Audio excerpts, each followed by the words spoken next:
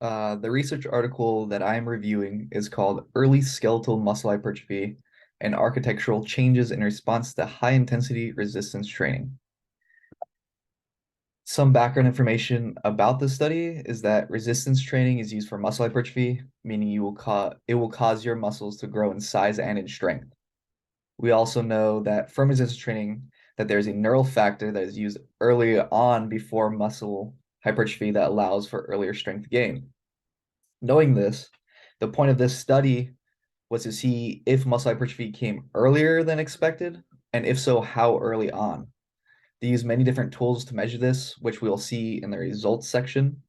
And they also thought that if they used the MRI scans, they would be able to see muscle hypertrophy happen a lot earlier than the other previous studies that have done this. So the methods they used for this was taking 7 active volunteers, which was 5 men and 2 women, and have them partake in a training program for 35 days. In the 35 days, they had 3 times a week of training, which was using the bilateral leg extension. They used the flywheel principle, which you can see at the bottom left of the screen. And basically, what this machine would do is it would use the person's force and cause the wheel to spin, causing kinetic energy, which then would keep rewinding the strap, making for greater amounts of resistance on the quads. Now, where it says tested 4 times, they would do tests of measuring all these results at the start, 10 days in, 20 days in, and at the end.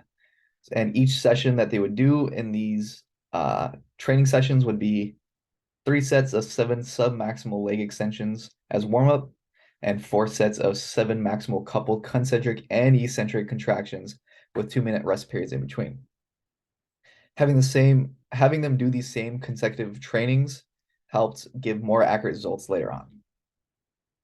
So what in the data, you could see that they measured the maximal voluntary contraction, which used isokinetic dynamometer to measure this. Then they used EMG activity, which just measured the vastus lateralis and biceps femoris. Then they used muscle architecture, which was basically measuring the fiber length and pennation angle. And lastly, they looked at the muscle cross-section area, which was using MRI scans. From all the data they collected, they found that the first noticeable increase in muscle was around 3 weeks, which is way later on than they were expecting and more similar to the past studies that they were trying to go against.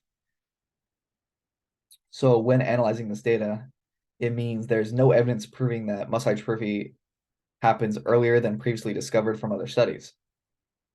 We can basically now say we are more confident that resistance training will cause muscle hypertrophy, but after neural factors occur, which can lead to early strength gain and resistance training over a period of time. And then here is the research article I used to review